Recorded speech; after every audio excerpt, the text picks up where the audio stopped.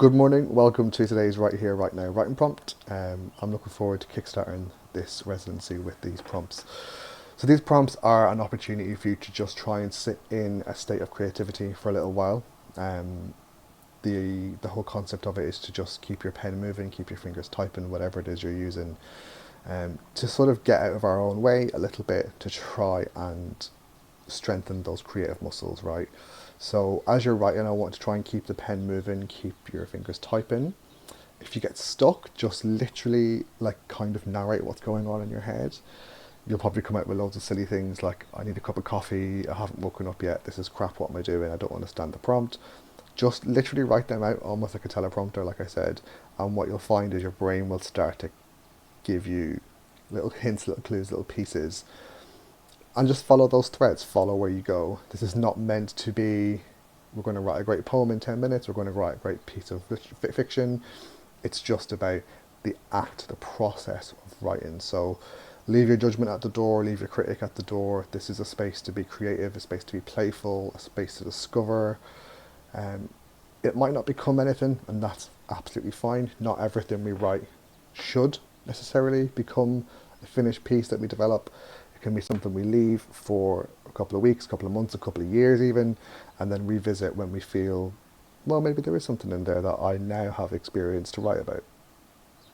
So yeah, let all your kind of expectations and presumptions go and just spend a couple of minutes writing. It's such a joyful thing that we get to do, of just sitting down and actually writing and trying to find that flow and trying to understand how our creative process works, right? It's quite a difficult thing to carve out the time to do that. So I'm really glad that you've chosen to do that today or whenever it is you're reading this, watching this.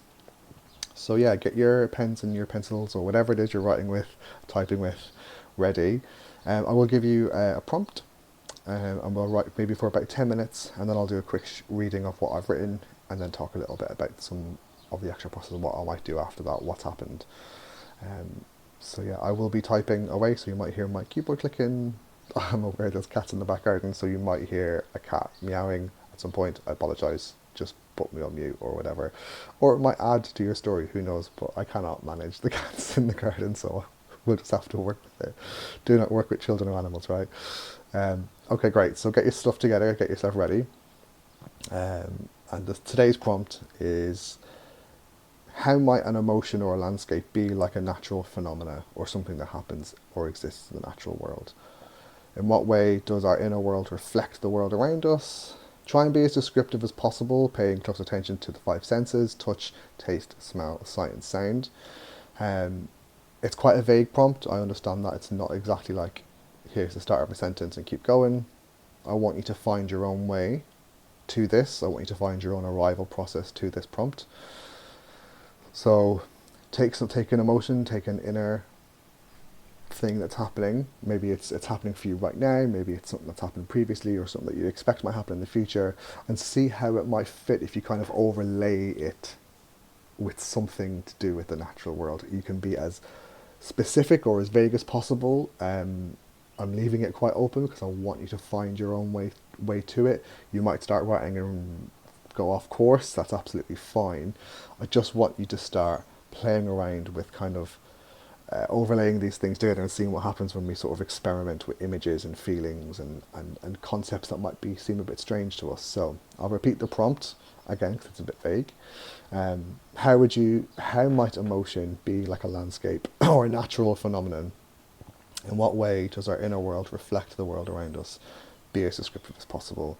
I'm going to start typing. Good luck. I'll see you on the side, and I might just sort of feed in little prompts as I go if I'm thinking about something. So hopefully they will help. Um, but yeah, so on your marks, get set, go.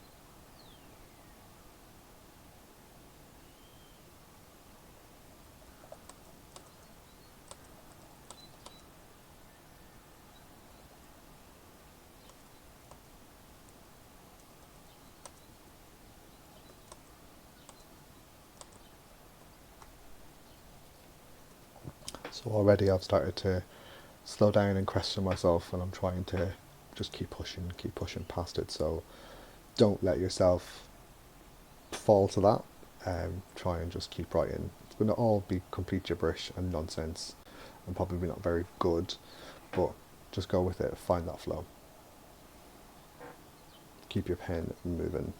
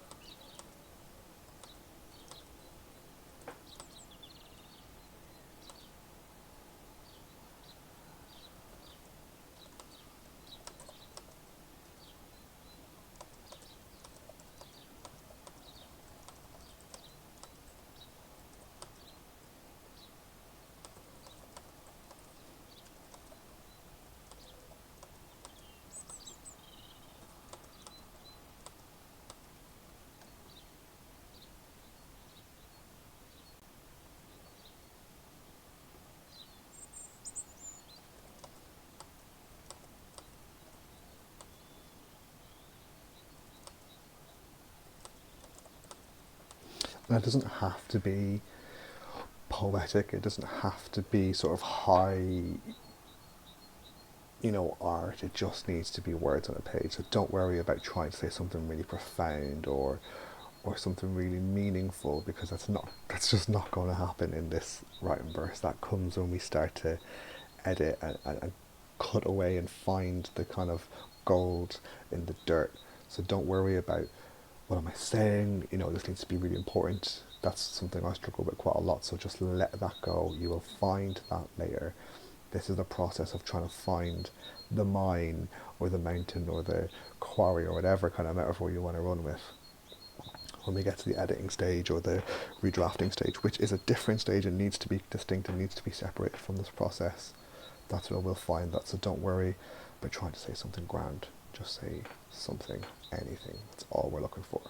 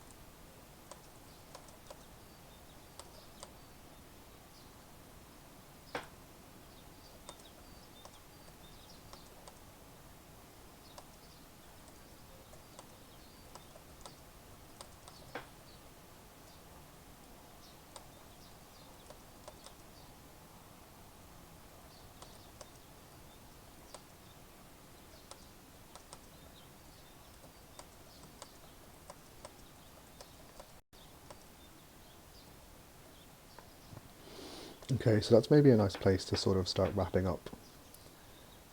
So I'll just give you a couple of more seconds as you let yourself trail off the page.